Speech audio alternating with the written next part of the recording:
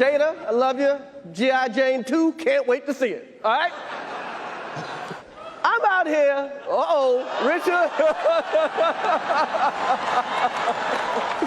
Oh, wow. Will Smith just smacked the shit out of me. It was a G.I. Jane jump. Keep my wife's name out your mouth. I'm going to, okay?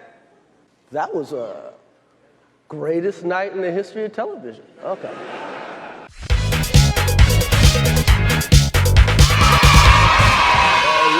So, ladies and gentlemen, and even little boys and even little girls who are probably watching this because you want to expand your brains, just like those people who did the Abecedarian project in the 1970s, you're going to have to look that one up. But anyway, forget about that for a second because we don't need to expand our brains in that kind of highbrow way. We're about to expand our brains in a Will Smith sort of a way. You know what I mean? Getting jiggy with it, Fresh Prince of Bel-Air, Men in Black, all of that sort of stuff, right? We love Will Smith. I love Will Smith. Everyone loves Will Smith. There's never been a person like, yeah, that guy. And that's an amazing book. Now, here's the thing. We might be a little bit late to this party talking about this Will Smith, Chris Rock. Why are we late to this party? Altercation. But because life goes on and some of us got other things what we got to do in our lives other than talk about gigantically You're telling me there's more important things famous in your celebrities life than sitting on this couch talking to me? I read Will Smith's autobiography. I thought that was enough. Evidently it's not. But here's the thing. Even though we're slightly late to the party of talking about Will Smith, the reality is that this video might last on the internet forever or something close to forever. So we ain't that bloody late to the party, are we? Aliens are going to be watching this video in a million years and they're going to say, what did George and Luke think about this Will Smith, Chris Rock altercation? And I'm going to say this, what I'm going to say right now. Okay, first of all, this is my view. What you think? This is my view. All right, what did you think of it, actually? Well, no, well, because we haven't spoken. It's been weeks, right? The slap has probably stopped stinging Chris Rock's shiny face, which it was on that night. Firstly, I'd like to say, Chris, if you need to talk to someone about what happened that night, George probably isn't available because he's a very hard man to get a hold of these days. But I'm available. You can WhatsApp me, you can message me. I'm there for you. I can help you. I can help you through this time of need whereby you've been assaulted live in front of millions of people. And he handled it like a legend. And you handled it like a rock. You took that hit and you were solid, you were grounded, you accepted it and you rolled with it, but not to the point where you crumbled. You certainly didn't crumble, sir. And I respect you and I salute you, Christopher Rock. Greatest night in the history of television. There you go. Absolutely amazing response that was. All right, so thank you. So here's my. They normally say here's my 2 cents, but I'm going to say here's my 20 cents because I'm probably going to say just a little bit more than the average person says. So it's relevant the fact that I read this book shortly before the Oscars actually happened. Now, yes, I'm a fan of Will Smith, predominantly going back to The Fresh Prince of Bel-Air. I've never really seen anything of Will Smith's that I liked more than that. Although I watched all of those movies, you know, when I was younger, Men in Black and all that stuff, and I was a fan. But The Fresh Prince is for me like paramount. This is Will Smith at his peak, right? Now, the reason I say it's relevant that I read the book is because there are one or two things that he alludes to, which to me are essentially setting the ball in motion. Yes. Leading up to him losing it. Let's be honest, it seemed very out of character. Maybe for you lot, but having read that, it felt to me reading that book like this guy is essentially very volatile and he's waiting to burst, okay? From the very beginning of the book, he's opening up his soul, he's bearing his soul, George. And he's saying, I am a fragile person on the inside, I'm going through all kinds of trouble and my life is hard, and he basically says, I am the sad clown, okay? George, there's a story in that book which upset me. It's quite early in the book, okay. And Will said he spoke about his shame about a kid who was potentially going to be sexually abused. Yeah, I don't think that's that relevant to this Oscars thing. Not to you, but I'm speaking about it, and I think it's relevant because from what I can take from this book and that particular incident, for example, is that he keeps putting himself down for not standing up to do the right thing. And he's always felt like he hasn't stepped up to do the right thing. Oh, it is relevant. People have spoken about this in the past. Of course it's relevant, because I wouldn't bring it up otherwise. obviously there's more. The stuff that is more out there is the fact that his mother used to be beaten by his dad, and there's many incidents that have made him feel like he is a weak man, which isn't the case, clearly, from my perspective, and I think from all of our perspectives. But within his brain, he still sees this meek little child who didn't protect his mum, who didn't call the cops or call an adult when that. I think you've got to be more clear to them what you're, because they might not know the extent to which his dad beat up his mum and stuff. It was. You tell us, George. You tell us. Well, he felt weak as a child because he felt like it was his responsibility to protect his mother from his dad.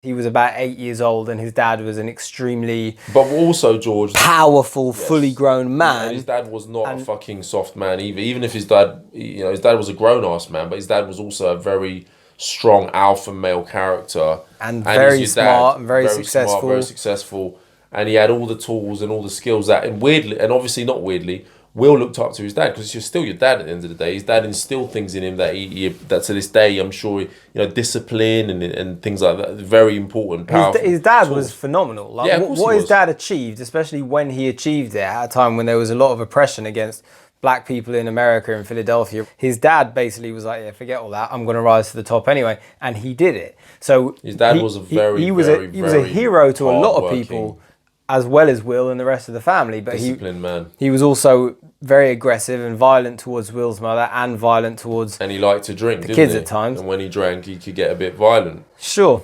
but these things, from what I read into the situation, was that Will, even though he's this multi-millionaire, he may be billionaire, who knows, film star, super successful, all the rest of it, he still has this child within him that feels weak, feels meek, and feels like he wasn't there to protect people, particularly the females, his mother, the women in his life that he loves. And obviously Jada Pinkett Smith, who now is, to a certain extent, being painted as the kind of the Wicked Witch of the West. I think you need to say clearly what happened. And I got into an entanglement with August. That's what I said. An entanglement? Yes. Yes. A relationship? Yes, it was a relationship. Absolutely. I'm going to just say, so you said something which to them might be like, what's he talking about? So there's a bit in the book, and he's only 10 years old. He might be younger. And there's a house on a nearby street to where he lives, where all the kids say, there's a paedophile who lives in that house. There's a man in that house and he's like a paedophile. Stay away from that house. And it's sort of like almost the haunted house of the neighborhood kind of a thing, where little kids just say, stay away from that house. But he said one day as a child, he was walking home or something, and he saw a little girl walking up the steps to the house. And if I recall correctly, the person in the house was like calling her up. The allegedly known paedophile. Maybe this was just a myth among children. Maybe there was some validity. I don't know. But he says he wanted to stop the girl. He wanted to tell someone, and his brain was like, you need to tell an adult, you need to save her, you need to protect her. But he froze, which is why it's relevant. But he froze, and what he did is he ran home and he basically went into a ball, and he hid in a cupboard, and he just hid in the cupboard and waited in panic, not knowing what to do. It was total like mental paralysis of not fight, not flight, stuck. Frozen. And the thing is we talked about this before, but I've helped a number of... You don't know how traumas are going to affect you, right? Yeah, but the thing is, there's like an echo in that Will Smith book, which basically there's a series of ways he reacts to things throughout his entire life, which all goes back to, I would imagine, something that may well have happened to him in childhood, and he's unaware of it. And I know of this very, very well, and I've helped many, many guys, men, who have similar reactions to him when things go wrong. And what it is there was a time period post 1960s where it was very, very common in the West for parents to be told not to pick up their baby when it's crying at night. Yeah. Now, it's very natural that a parent, the baby's crying, they want to pick it up, they want to nurture it, they want to look after it. But supposed experts told parents, if your baby is crying at night, just let it cry itself to sleep, and it'll be fine. It'll get used to the fact that you're not coming for it, and then it'll just learn to sleep through the night. And then you won't have to wake up for 3 a.m. feedings and stuff for 2 years, because it'll just learn to sleep through the night. So this was something that was passed around and became very, very, very common. There was even an episode of Desperate Housewives about it, implying that it still happens now, and one mother keeps like going to try and climb into the other woman's house to pick up the baby every time it cries. And she's like, how could you leave your child to cry, you know? But either way, the side effect of leaving a baby to cry itself to sleep at night is actually really quite severe, because the repercussions that have been studied and proved time and time again is that the baby's brain, when it's in that cot crying and it has no language and no one can comfort it, the baby is getting used to the idea that nobody is coming to help. I'm crying, I'm desperate, I'm tired, I'm hungry, I'm cold, I'm scared, I'm whatever it is it's crying for. No one is coming to protect it. In our society, there's an unfortunate tendency to tell parents not to pick up their kids, to encourage them to sleep through the night. You don't pick them up, which is just the opposite of what the child needs. And these children might go back to sleep because they give up and their brains just shut down as a way of defending against the vulnerability of being abandoned really by their parents. But their implicit memories will be that of a world that doesn't give a damn. It's interesting as well, because we live in a modern culture where a baby is often left alone in a bedroom.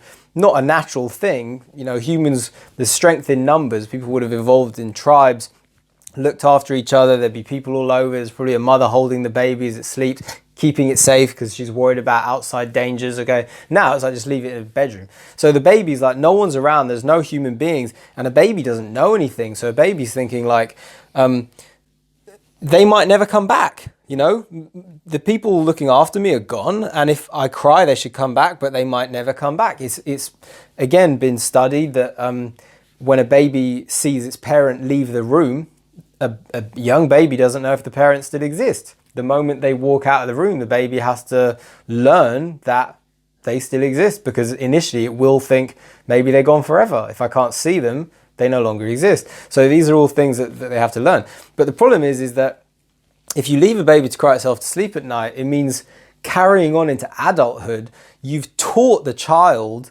that there's no use crying about your problems because nobody's going to help, right? The simple way that, forget his name, Gabo or something, an excellent psychologist. He said, what you've done is you've taught the child that the world doesn't give a damn, right? It doesn't give a damn about your problems. It doesn't care if you're upset, right? So give up, okay? Because no one's coming to help. And that's why I said it's an echo, because it will echo throughout a person's life. So you're saying Will didn't get picked up when he was crying? Now, I don't know that, but the symptoms were prevalent throughout the whole book. The symptoms, especially a boy who as a baby was picked up, it's very likely that if he saw that girl walk up those steps and he's scared for the girl, right, his natural impulse would be go and find an adult because they will help. Every time I needed help, I cried for help and they helped. But this is like, I know I need someone to help, but what's the use in crying about it? I've cried for 6 months straight. No one fucking came. And all it led to was more pain and more feelings of isolation and more sadness and more fear. So why should I cry about it? That clearly doesn't work. And those pathways in the brain have been written to say, fucking give up. They're not coming for you, right? So him doing that, he's battling in a very difficult position because he's in like this cupboard crying and like, or just thinking they're paralyzed. And it's very hard because he's like, I know I should ask for help, but I'm unable to do it. And I don't know why. And it is a kind of paralysis. Like, I want to move my arm, but I can't move it. What's wrong? It's that kind of a paralysis. Now, I've helped a lot of guys who've struggled with dating and women and relationships. And it's interesting because obviously they have to ask me for help before they can get any help. But sometimes guys come to me and they're so at the end of their tether. They're like this is like, I'm so low that you're my last resort, you know. And I'll try this. But I've asked some of them, ask your parents if they picked you up as a baby. because I'm curious about it, because I recognize the symptoms. And in like so many of the guys I've asked who have those symptoms of like, I just can't ask a friend for help. I can't ask a parent. I'm coming to you because you're kind of a stranger. Like, I like you, but it's not the same as asking a friend or a brother. So I've asked them, and so many of them are like, yeah, I asked. And they said what you said. They never picked me up. They're like, it was just a standard thing. And it's like, it will carry on into adulthood.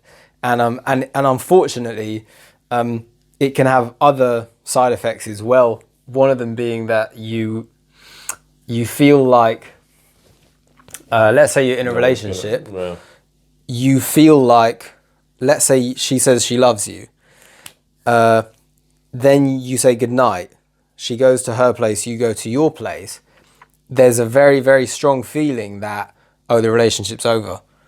Like, even though she kissed you goodnight and said, I love you, by the time you've made it home, 15 minutes away, an hour away, you're in bed, she's not there, and you're like, oh, it's finished. She doesn't love me anymore.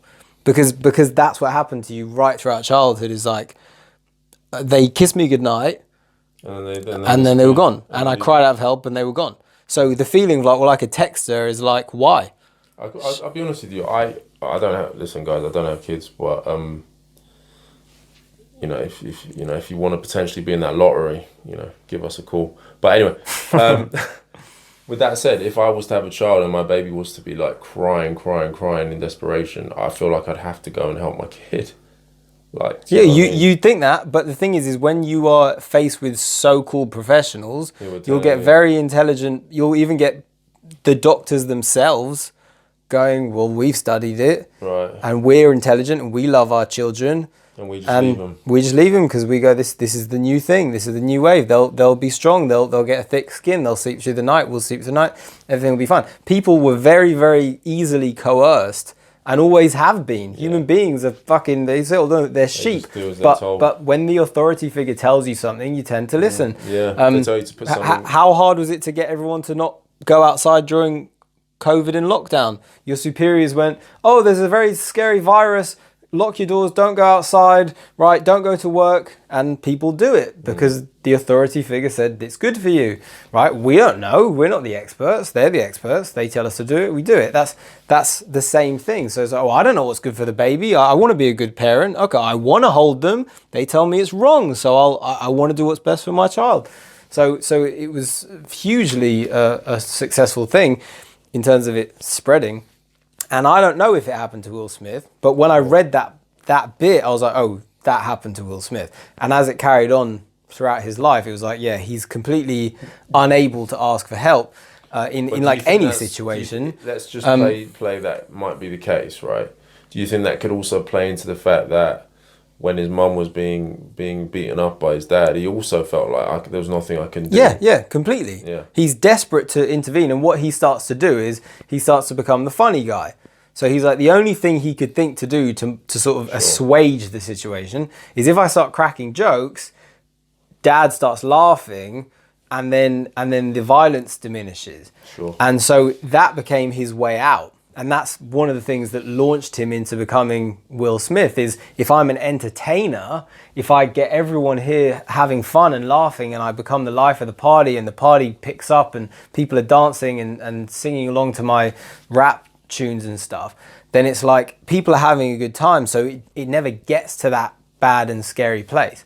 Now, carrying on from that, getting into Chris Rock, what struck me very, very much in that book, and even though it's phenomenally well articulated, people sometimes say things and you as an outsider can kind of get a view of them that they can't necessarily see because they're living in it. You know, it's like, it's the can't see the woods for the trees thing. It struck me very, very much in the book that his children are famous in a very, very different era to when he was famous as a youngster. So Will Smith was famous by like about 18, 19, and then his fame was huge by the time he was about 22. So 18, 19, it was like semi-fame for his music, and then The Fresh Prince of Bel-Air was like, whoomph, this guy's just like global celebrity, okay? But even then, he had so much fun as a celebrity. Okay, to do the Fresh Prince, they would do like they'd rehearse for like 6 days, live audience on a Friday, and him and Jazzy Jeff would DJ and he would rap for the audience. I think it was pre-show, but definitely after show. So it was like they perform the Fresh Prince, audience loves it, live, right, fantastic night, and then he'd perform live to the audience, yeah, and they'd have a fantastic Friday night. The show was performed in front of a live studio audience. But that was Cheers, yeah. Well, there's a few of them actually, but he was in a time where nostalgic. What? It makes me feel nostalgic. Cheers is filmed in front of a live studio audience. But he was celebrity pre-internet. So all he knew was everyone who comes to see this show loves me. Everyone who buys my album loves me. Everyone who knows my song lyrics loves me. All the girls who watch the music videos love me. The staff here love me. The other actors love me. And the people who write about me, you know, back then, if you were in a magazine, I don't know if he was in Rolling Stone, but it was like, I want to be in Rolling Stone. Well, those people are trying to sell their magazine with you. So they're not trying to smear you, right? Because they want you to want to come back. They want you to be friendly with them. So they usually write good stuff about you. They make you look good. Your agent wants you to look good, so he hires, or she hires, all the right people to write good things about you. So basically he's like, fame is fantastic. You know, he wanted to be famous. He wanted to get bigger and bigger. It became an aspiration for him. I want to be the biggest film star in the world, which he did, and he very cleverly did it. He actually worked it out like a scientific equation. How do I become the biggest star in the world? But you don't want to become the biggest star in the world unless you're enjoying being famous, right? But he didn't know, like, for all we know, as much as he was loved, he didn't know how much, like, some people might not have liked him. There might have been a huge racist sector of America who were like, why are all these black people on TV? Like, why is the Cosby Show the number one show in America in this white country? Why is, you know, all that sort of shit that would probably manifest itself onto the net and become a big story now? Back then, it was like just a bunch of assholes, right, who like were bickering over their own dinner tables and speaking in hushed voices, like on a hill somewhere. But yeah, but now you got Twitter, so somebody spouts their antiquated view, and then it spreads like wildfire because it's so controversial. And suddenly the people at the forefront, like Will Smith, would have to hear about it. And it's like, what the fuck is all this racist shit? Like, I thought we were past that. You know, like, I think maybe like 30 years ago, there was a woman that wanted to sing in it, a black lady that sang opera, and she couldn't sing in the place. And here we are, like, you know, not even 50 years later, 22-year-old black man on stage getting paid to hold his dick. God bless America. I gotta go now. Y'all take it easy. Bye-bye. So the thing is, that the point I'm trying to make is, he had a great time being a celebrity, a young celebrity. Who, William and then, or Christopher Rock? Will Smith. William Smith. Will Smith had a great time. William Smith had a great time being a celebrity. As a young person, right? And then what happened was, he thought, I'm going to make my kids famous because I loved it, they're going to love it too. And a thing that's prominent in that book is that he had to essentially carry the weight of making his children famous and the backlash that it got, which was sort of something he couldn't prepare for because he'd never experienced it. So we don't have to go into vast detail about it, but the point is like, on one level, his daughter's got that track, like, was it Shake My Head back and forth? I spin my hair back and forth, something like that. So she's got all these fans, but she's also got tens of thousands of people twittering and saying things like, how could he? How could she? She's terrible. She's this. And this is like his 8-year-old child. And they're like, flick my hair back and forth. Flick my hair back and forth. And they're like, oh, she's talentless.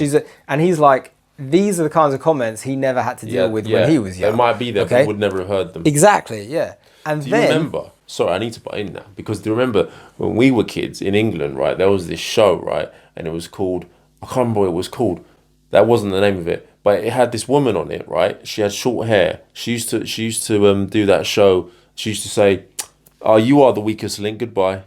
Yeah, Her. Anne Robinson. Yeah, her. And she used to have a show where people would write letters and they'd send letters in and they would complain. And that was literally it. Like you get like a 200... Watchdog. No, it was a show. It used to come on, right? They'd insult her. No, it wasn't about her, but it was about shows on the BBC and certain episodes of certain shows. They would highlight that if people wrote a letter read the in, letters of complaint. and it would be like, oh, on this week's Wednesday's episode of EastEnders, Someone complained because this person, and it might be like literally 3 complaints, Yeah. about millions of people used to watch that show back in the day when it was very popular, right, back in England.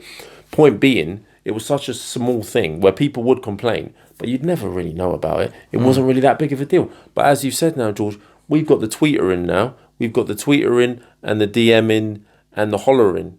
And when you can holler at someone who lives, in America and you're living in, the other side of the Brixton. universe and say, she's useless, she's rubbish, she's crap, that's got to hurt when you're a child. And it's got to hurt even more when you're the father of that child. and his daughter didn't want to be famous. Like he said, like it was him who encouraged her. And then there was a point where she was like, well, it's quite a touching story, but his daughter shaved all of her hair off. Yeah, I remember. Like she came downstairs one morning and it was all shaved off. And it was her way of letting him know, I'm done with this. I don't want to be in the limelight anymore. And she's only a child. And then the other thing is his son.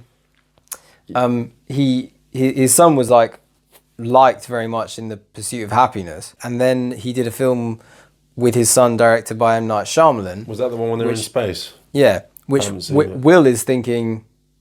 M. Night Shyamalan's amazing. M. Night Shyamalan made The Sixth Sense and Unbreakable. Like, he's like, it can't possibly go wrong. Well, he has had some... And sure, but he's thinking, Will Smith is smart enough to follow certain trends and find good directors. And he's thinking, the public already love my son from The Pursuit of Happiness, so this is going to go great.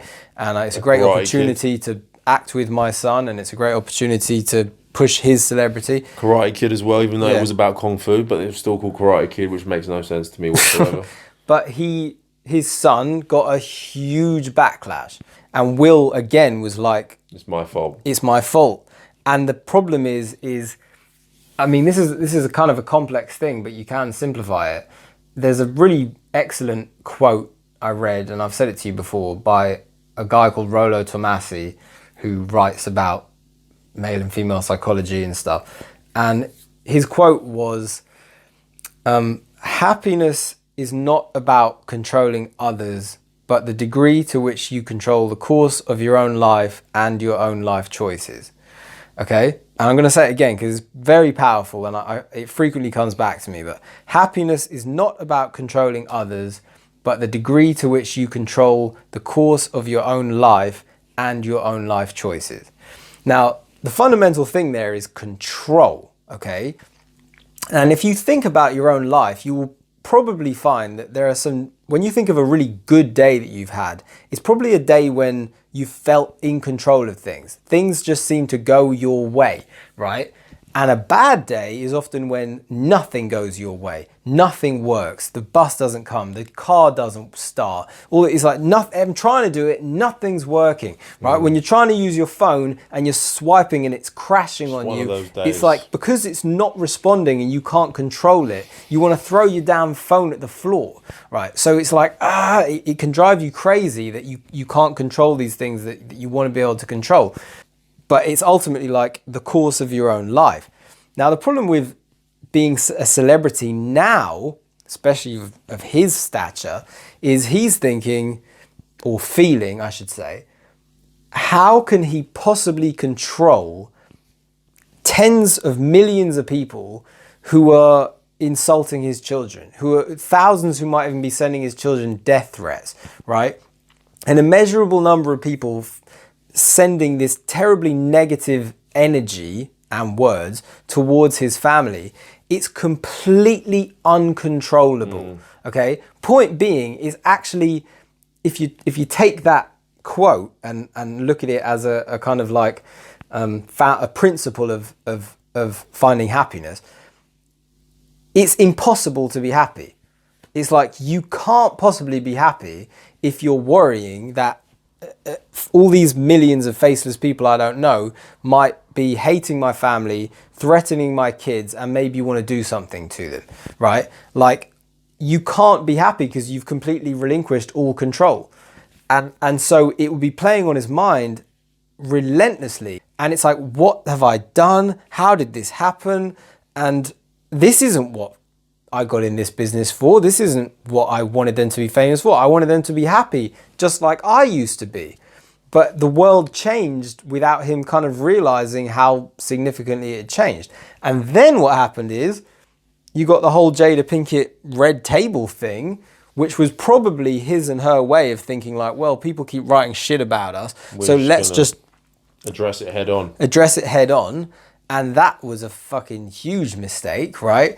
For so many reasons. We'd have to talk about Will Smith's it's in the book as well, but he won't argue with his wife. He doesn't want to sort of have any confrontation. Yeah, and it's his relationship has suffered as a result because he needs to essentially have boundaries. He'd be happier and she'd be happier if he just said, if he put his foot down a bit more in a loving, respectful way. But if he was like, no, this is my family too.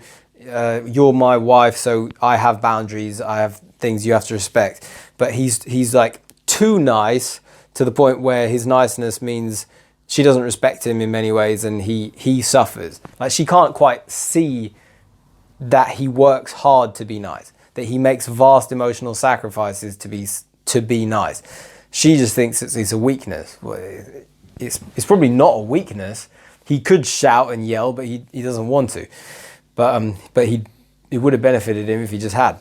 But anyway, most of you watching this probably know about all that entanglement stuff where she slept with someone else and all that crap that came out. And then the problem is by the time it reaches Chris Rock and it's the Oscars, I'm watching it and I'm thinking to myself, okay, I think I've got a pretty good grasp of what's going on right now. What's happening is he's sitting there, his book's come out, he's opened himself to the world more than he ever had by writing that book. And Chris Rock makes this totally fine Oscar little jab, playful jab at Jada with G.I. Jane 2, can't wait to see it, right? And Will actually laughs as well, doesn't he? And he laughs, yeah. And Will is essentially a comedian first, right? That's the irony. Is like even his early rap music is like really funny. Like he wrote stories within his raps and they were funny. So he was always about using humor to nullify, is that the word? Like to quash drama, I use humor. So it's in his sensibilities to actually be humorous.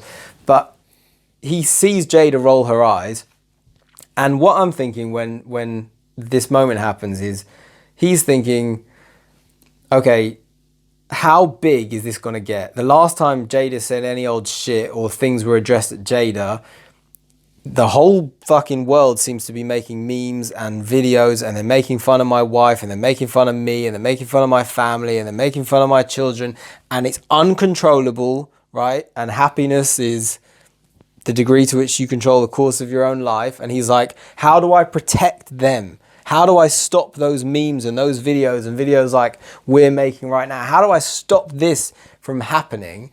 And it's like, I don't know. I don't know how to do it. So he gets up and almost, it seemed playfully, slaps Chris Rock, and people don't know if it's real or fake. Is it part of the act? But then when he shouts, then we know. Keep my wife's name out of your fucking mouth. And it's literally, he's not really saying it to Chris Rock. He's saying it to us. Yeah. He's saying it to everybody. And he's saying something that, there's nothing wrong with him saying that. I'm 100% against him slapping a comedian. If you don't want to get addressed in the fucking audience, don't go and sit in the front row of the Oscars. Like, just, it's ridiculous. But a comedian has a right to make certain jokes and whatever. Like, a comedian is a comedian. But the thing is I can understand Will sitting there thinking, this is my family, this is my children, right? I don't know how to get this under control. And if I don't know how to find happiness, how are my kids supposed to find happiness? How is this marriage ever supposed to be happy, right? If my wife is suffering, how can I protect her?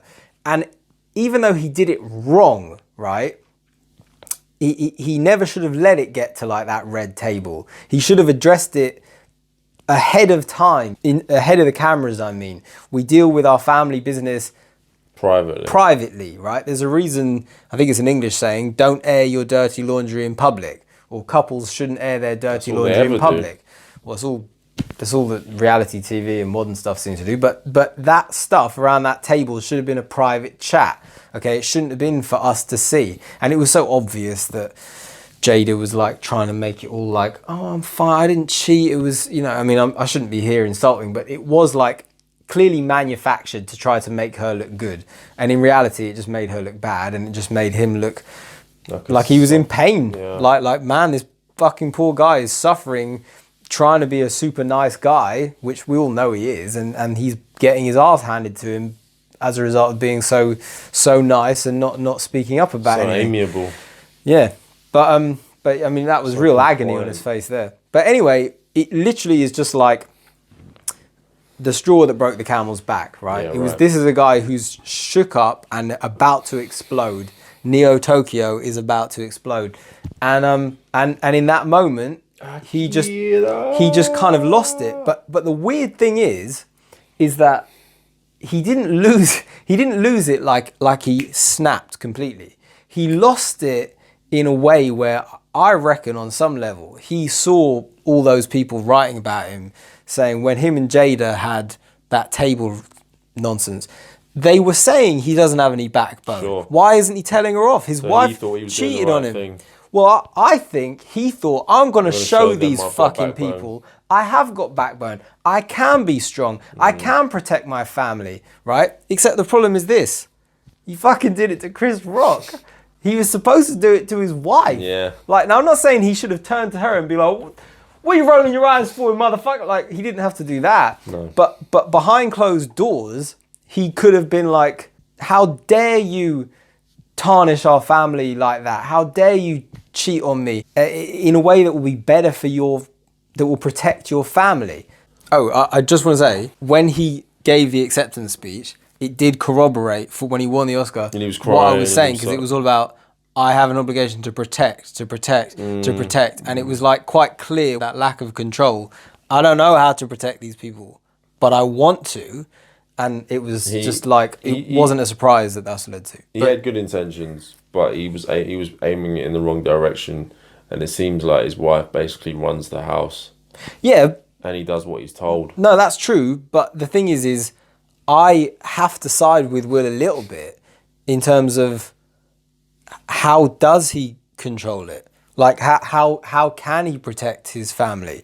I don't think any of us have a right to point the finger and say, yeah, you fucking should have, because he didn't know that helping his children into fame would result in misery for potentially them and him. Listen, fame's not indefinitely. Fame is a weird thing. Fame isn't natural. You know, we weren't designed really for fame, especially. I get that, especially for mega fame. Like, this is mega fame, and his kids have got this incredibly unique lifestyle, which, you know, most people wouldn't be able to understand. It's not normal to be exposed to this amount of voices, this amount of opinions about you.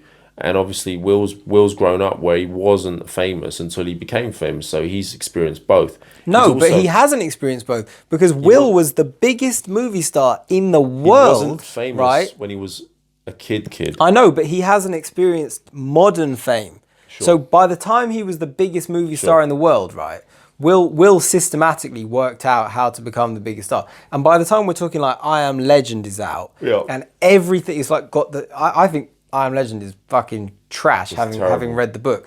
But compared to the book, it's trash. But it's not a good film. It's not a good film. But some people disagree, so that's what I'm saying. Read the book. But anyway, that film had the biggest box office opening in history. Okay. Just because it's Will Smith, right? If that film had been like starring Kevin Smith, right, it wouldn't be the biggest box office movie ever. It's just because Will Smith's starring in it. So he's so big at that point that he's like, I've been the biggest movie star in the world and I'm happy, and fame has been nothing but good to me. Sure. Okay, so bringing my kids into this is a great idea. Sure. And then broadband internet happened, and social media happened, and that's just not the fame that he grew up in. So he's like, what has gone wrong? What have I done to my children? How the hell do I protect them? And he wasn't prepared for it, because he thought, I understood this better than anyone. Yeah. Who understands fame better than Will Smith, right? Yeah. And then all of a sudden, it's like the rug gets pulled out from under his feet at like the worst possible time, which is when he's a young father trying to raise children. And I have to feel slightly sorry for him, and I have to say, you can't blame him. You can't blame him for that, because if this had been the 80s, right, that movie he made with M. Night Shyamalan would have had like a few bad reviews, but to their faces, the audiences would have applauded in the cinema. They would have said, well done to his son. They would have said, well, you know, it's going to be a bit, and it would have been a little movie like the Explorers with River Phoenix or something, like one of those little movies with the kids where it's not Stand By Me, but it's you know, it's a movie. Stand by it for a little while and then move on. Yeah, like there were loads of 80s movies with the kids from the Goonies, but it was like, were they the Goonies? No, but they were like just some movie that you know, you go, that was a bit crap, wasn't it? But the actors didn't have to hear it. No. The actors didn't have to hear a million people calling them non-actors and incompetent and stuff, because it was impossible. So the kids got to... So what does Will do now, George? Now that Will's done this and it's happened, what does he do to try and reconcile the situation? Well, I don't think it's for him to reconcile it. I think it's for us. I think the world has to take a step back and go, what is social media doing to people? Do you know how hard it is for celebrities to enjoy their lives? Celebrities say, ask one of them, right? Find out their view on this. If you're a journalist, ask them. They will tell you that they spend vast amounts of their life worrying about what's going to be written about them next. They wake up in the middle of the night and check Google, petrified that someone's started some nonsense story about them that's spread. Someone's written a tweet insulting them for something, or exposing some family thing that they don't want exposed. What do you say to them? And they're like, what do you say to people who are like, well, that's the price you pay. You wanted to be famous. Now you're famous. This is what you have to put up with. This is the other side of the coin. I would say you should consider that saying of what it takes to be happy, and consider that some of these people are trying to, some of them are legitimately like, I just want to be an actor. It would be nice to be successful. Sure. Okay, other ones want to be famous for other reasons. But the fact of the matter is you're dealing with human beings, and human beings all have a propensity towards striving to be better and to achieve and to become successful.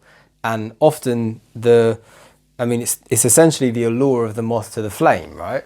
And it's like, oh, it looks so bright and wonderful and beautiful, and then you get there and it burns you. Yeah. And fame has never been more like scalding and as much of a damaging inferno than it is now.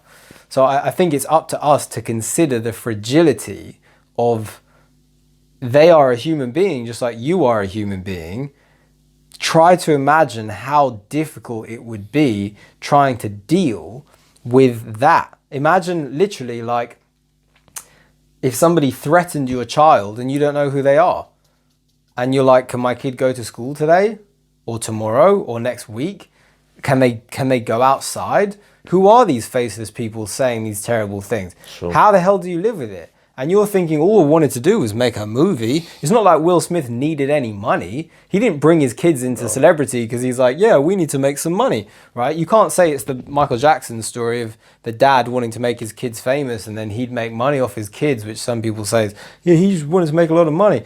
It's like, Will didn't do that. Will's fucking minted. He's got all the money you could ever need. So he didn't bring his kids into celebrity to make money. He brought them in because he thought, you know, it was a safe space. But yeah, I do feel sorry for him, and I think the solution is not for him to solve. It is for us to acknowledge we are part of the problem. You don't have to, you know, let's say Will and Jada shouldn't have aired their dirty laundry in public. They shouldn't have said shit about themselves to us, but maybe we shouldn't say shit about them to them. Maybe this is too much, and we as a people need to take a step back and go, you know, I'm not a critic, so I'm not going to use an example on the air because that could hurt that person's feelings. So I'm not going to use an example on the air because that could hurt that person's feelings. I'm not going to use an example on the air because that could hurt that person's feelings. I got one more thing to say about this in regards to not only the public having a role in the misery brought upon everyone, but also I noticed after he won that Oscar that if you're a news establishment and you didn't do this, fair enough, but every single major news establishment that I saw that ran his Oscar speech cut the bit where he talked about the pressures of mainstream media talking shit about you and your family, right? And you have to think to yourself, why are they cutting it out? Now, I know to do what we do, you got to be able to take abuse. You got to be able to have people talk crazy about you. In this business, you got to be able to have people disrespecting you. And you got to smile and you got to pretend like that's okay. And I thought maybe they cut it out because they don't like having the light shone on them. They don't want people to think maybe he's cracked and he's struggling because of these people writing shit about him at every given opportunity and putting his family in the limelight. So it's worth saying, not only is it the public putting pressure upon this guy's shoulders, but the real spotlight gets shone by mainstream media as well, who always seem to capitalize on saying as much negative stuff as they possibly can, rather than doing what they used to do when he was a young guy being famous, which was look for talent and shine a spotlight on that and celebrate it. And now it's like, what person can we find to shovel all this shit onto now? That's sort of what it's become. So they're the problem too. But essentially that's my 20 cents. And I think it's a great 20. I think it's more than a 20 cents, but I think it was a great. And I thought Chris Rock was amazing, so there you go, let's add that. Christopher Rock was amazing. William Smith, not so much. But with William,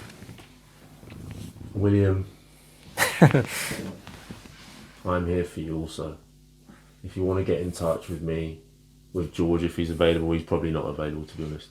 But for Will Smith, I'll be available. We'll shoot the shit. William, you heard it here first. We'll write a tune together. He's going to bend over backwards for you, right? And be there for you. And I think, with that said, we still love you despite your, let's say, hiccup in the road. And we all make mistakes. We all make hiccups. We all fall when we should have stayed on our feet. The important thing is to know that you can survive this. You can get back up and you can do what you need to do. You can get your life in order. Your family, they love you. But you know what? You're the head of the family. Don't forget that you are the head of your family. So do what you need to do and don't let anybody within or without of your family push you around, because you're the man, you're the boss, you're the king. Remember, didn't you get an Oscar for King Richard, right? Because you are the king. So start acting like a king, because a king would not have got off his throne and slapped a court jester, because a court jester, that's what they do, they make jokes. We love you, but just remember you are the king. And Jada might be your queen, right? Which is fair enough, but you're still the king, yeah? So now and again, as George said, you got to put your foot down and remind her of that. Yeah? You know what I'm saying. I'm going to say one last thing. One last thing, George? Because I think it's quite How many sweet. times? I'm going to say it because I think it's quite sweet. But I knew you'd do that. I had a friend who was in my bedroom the other day. He had a friend in his bedroom, George. He came in. No wonder you weren't answering my phone calls. And he instantly looked on the shelf. I've got like some comic books and I've got some old thing like a magazine from 1930 or something, and next to it is season 1 of the Fresh Prince of Bel-Air, because I wanted like a kind of I wanted that colour right? I actually wanted to get it blown up. I was looking for things like that to put on the wall. And I've got it stuck up on this wall, The Fresh Prince of Bel-Air, like sort of pride of place. And he walked in and he burst out laughing because the Will Smith event had just happened. So he cracked up and he was like, it's something so different about seeing that now. Like, you've got it right there and it's Will Smith, young Will Smith smiling, you know, that slightly straight up haircut. And he cracked up. And then he looked around and I didn't realise this. He goes, Will Smith is the only real person you've got on any walls in this entire room. And I've got loads of shit up. I've got like comic books up, and I've got books, and I've got like posters of old Disney movies, and I've got like memorabilia from video games and articles and things, and I've got that Rolling Stone, Bart Simpson, the famous Rolling Stone thing up in a frame and stuff. And I was like, oh yeah. And it was like the only real guy in the whole room who you've got a picture of is Will Smith. And I was like, yeah, I ain't taking it down. Like, that's staying right where it is. Like, nothing's changed. Like, I fucking love The Fresh Prince of Bel-Air, and I love him in it, and I loved that book, and I think that on the night, the guy who was having the worst time of anyone was him. So he was suffering. There's a great saying, which is, often those who are hardest to love need it the most. And maybe in that circumstance, he... Oh, certainly.